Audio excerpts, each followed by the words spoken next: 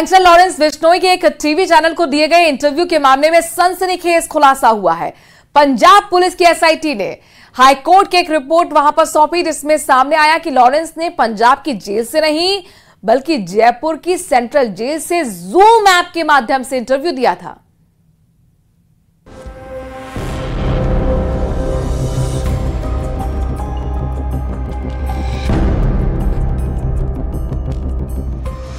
करीब 1.5 साल पहले देश के सबसे कुख्यात गैंगस्टर लॉरेंस बिश्नोई का एक इंटरव्यू निजी न्यूज चैनल पर टेलीकास्ट हुआ था। 2 दिन तक लगातार चले इस इंटरव्यू से देश भर में सनसनी फैल गई थी। जो गैंगस्टर पिछले 11 साल से जेल में बंद है, आखिर उसने एक नेशनल टीवी चैनल को इंटरव्यू कैसे दे दिया? इंटरव्यू के बाद पंजाब जेल पर कई सवाल भी उठे थे, लेकिन अब इस मामले में एक चौंकाने वाला खुलासा हुआ है। पंजाब पुलिस ने अपनी जांच रिपोर्ट में माना कि टीवी पर प्रसारित इंटरव्यू राजस्थान की जयपुर सेंट्रल जेल से दिया गया था। इस संबंध में पंजाब पुलिस ने राजस्थान पुलिस के एडीजी क्राइम को पत्र लिखा, जिसके बाद जयपुर की लाल कोठी थाने में मुकदमा दर्ज किया गया है। एक टीवी चैनल को गैंगस्टर लॉरेंस बिश्नोई द्वारा दिए गए इंटरव्यू के मामले में नया खुलासा हुआ है। पंजाब के एसआईटी ने माना कि यह इंटरव्यू राजस्थान में जयपुर सेंट्रल जेल से लॉरेंस बिश्नोई के द्वारा दिया गया था। यह इंटरव्यू एक टीवी चैनल को जूम के जरिए लॉरेंस बिश्नोई ने दिया था और अब इस संबंध में जयपुर के लालकोटी थाना में एक मुकदमा पंजाब पुलिस की ओर से दर्ज करवाया गया है।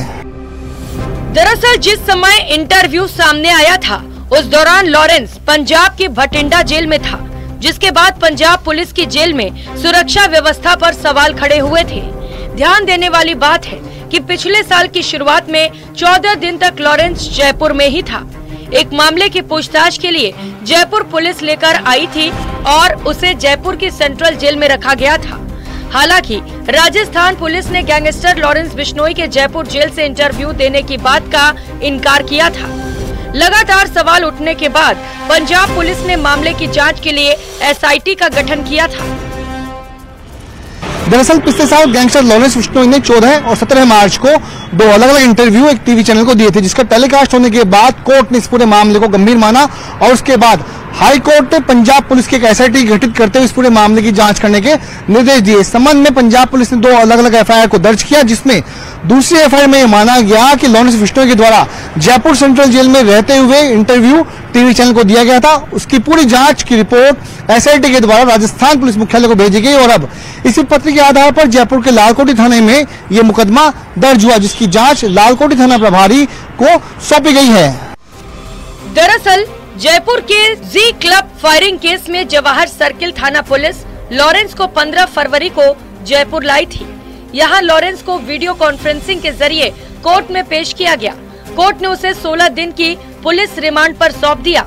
लॉरेंस 2 मार्च तक जवाहर सर्किल थाना पुलिस की कस्टडी में कड़ी सुरक्षा के बीच रहा था। इसके बाद 3 मार्च को उसे जयपुर जेल भेज दिया गया। 6 मार्च तक लॉरेंस जयपुर जेल में बंद रहा।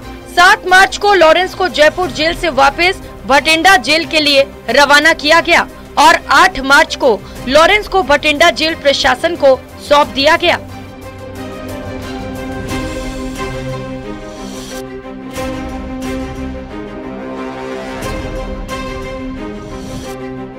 पंजाब पुलिस की लंबी जांच के बाद पता चला है कि लॉरेंस का जो इंटरव्यू न्यूज चैनल पर प्रसारित हुआ था, वो जयपुर की सेंट्रल जेल से दिया गया था।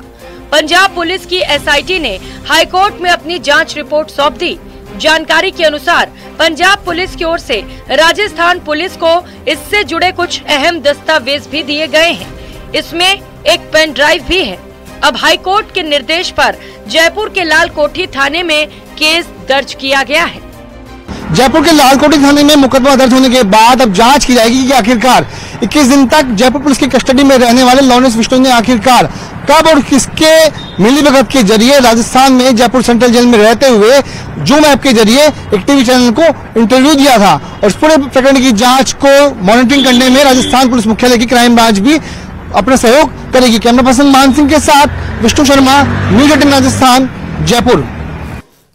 मध्य प्रदेश में लगातार हो रही बारिश के बाद चंबल नदी में उफान आ गया है। चंबल नदी के सबसे बड़े बांध गांधी सागर से पानी छोड़ा जा रहा है। इसके साथ ही चंबल के सभी बांधों से पानी की निकासी भी शुरू की गई है। कोटा बैराज से 8 गेट खोलकर करीब 75,000 क्यूसेक पानी की निकासी की जा रही है और निचले इलाकों में अलर्ट भी जारी कर दिया गया है। इस मानसूनी सीजन में पहली बार इतनी बड़ी तादाद में बैराज के गेट खोले गए हैं।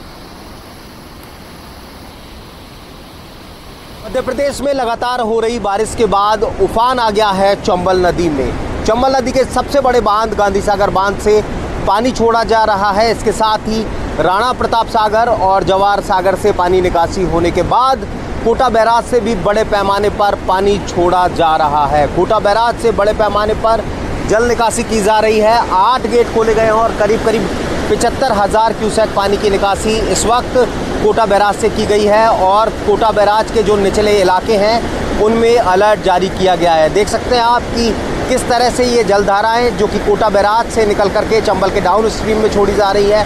कोटा बैराज के फिलहाल 8 गेट खोले गए हैं और इसके साथ ही ये नज़ारा बहुत खूबसूरत होता है जो कि सामने बन करके आता है। ये चंबल के डाउन स्ट्रीम का इलाका है और नीचे ये तस्वीर है कोटा बैराज के डाउन स्ट्रीम में चंबल रिवर फ्रंट की। और इस अद्भुत नज़ारे को कैद करने के लिए लोग दूर दूर से मोबाइल से तस्वीरें निकालते हुए नज़र आते हैं, क्योंकि इस बार ये पहली मर्तबा है जब इतनी बड़ी तादाद में कोटा बैराज से पानी छोड़ा जा रहा है। और जबकि कोटा संभाग में कोई बड़े पैमाने पर बारिश का असर नहीं है, मध्य प्रदेश में बारिश के बाद में चंबल नदी के अंदर जल स्तर बढ़ा है। चंबल नदी का जल स्तर बढ़ा है और इसके साथ ही यहाँ पर चंबल का जल स्तर बढ़ने के साथ में पानी की निकासी की गई है। अलर्ट दिया गया है कि अगर पानी इसी तरह से जारी रहा, पानी की आवक इसी तरह से अगर जारी रही तो इस निकासी को बढ़ाया जा सकता है। और ऐसे में जब पानी कोटा बैराज से और बड़ी तादाद में छोड़ा जाएगा तो निचले इलाकों के लिए कहीं ना कहीं खतरा बनता है। तो फिलहाल अभी 8 गेट खोले हुए हैं और 75,000 क्यूसेक पानी की निकासी की गई है, लेकिन इसके साथ ही अलर्ट है कि अगर पानी की आवक बढ़ी तो पानी की निकासी को और ज़्यादा बढ़ाया जाएगा। हिमांशु मित्तल, न्यूज़ 18 कोटा। झालावाड़ जिले के चौमहला क्षेत्र के रावतपुरा में काली से नदी पर बनी रपट पार करते समय एक युवक बाइक समेत बह गया। ग्रामीणों की जानकारी पर अधिकारियों के साथ गोताखोर रेस्क्यू टीम भी मौके पर पहुंची। लापता युवक की नदी में तलाश शुरू कर दी गई है, लेकिन देर शाम तक लापता युवक का कोई सुराग नहीं मिल पाया। अंधेरा होने की वजह से सर्च ऑपरेशन को बंद करना पड़ा। अब कल फिर से नदी में सर्च ऑपरेशन शुरू हो जाएगा। लापता युवक की पहचान भी अब तक नहीं हुई है। गोल्डन सिटी में टूरिज्म सीजन के आगाज के बाद पहियों पर महल के रूप में famous shahi rail palace on wheels Jaisalmer पहुंच चुकी है, जहां रेलवे स्टेशन पर राजस्थानी परंपरा के साथ पर्यटकों का गाइड्स और कलाकारों ने स्वागत किया। इस बार शाही रेल ने नए लुक और कलेवर के साथ पर्यटकों को लेकर जैसलमेर पहुंची है। ये खास रिपोर्ट देखिए।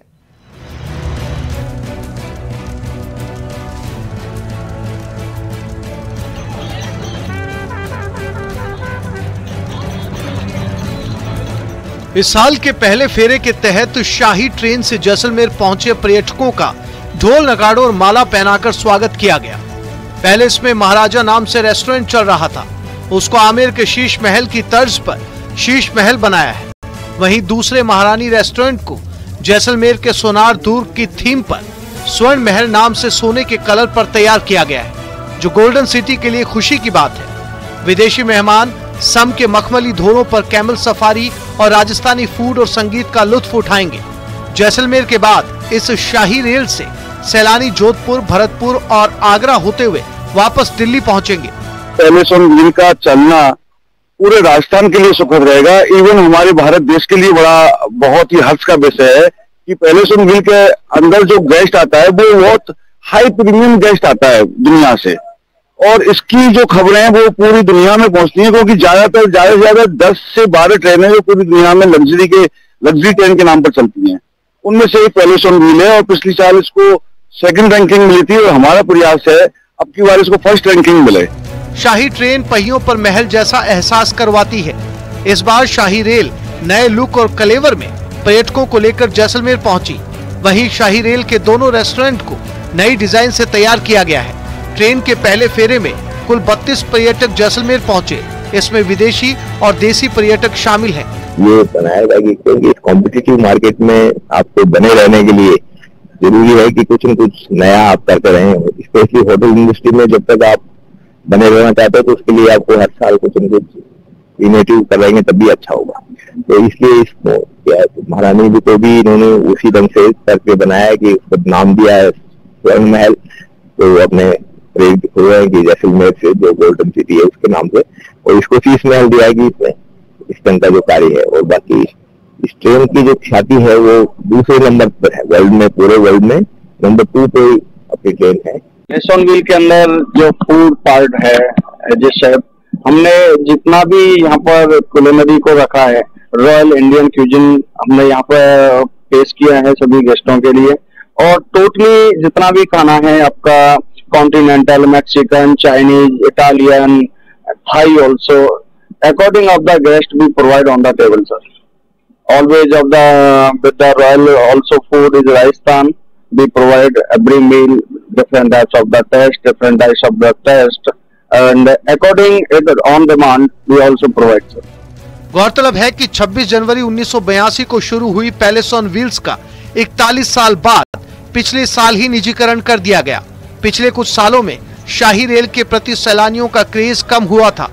कोविड के दौरान विदेशी सैलानियों के भारत नहीं आने से इसे 2 साल के लिए बंद कर दिया गया था। 2000 और इसी के साथ इस बुलेटिन में आज के लिए इतना ही। आगे देखिए स्पेशल रिपोर्ट।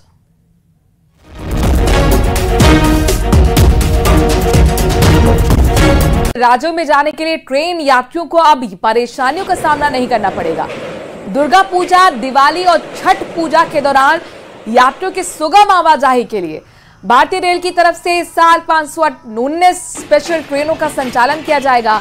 इन स्पेशल ट्रेनों का संचालन 1 अक्टूबर से 30 नवंबर के बीच किया जाएगा।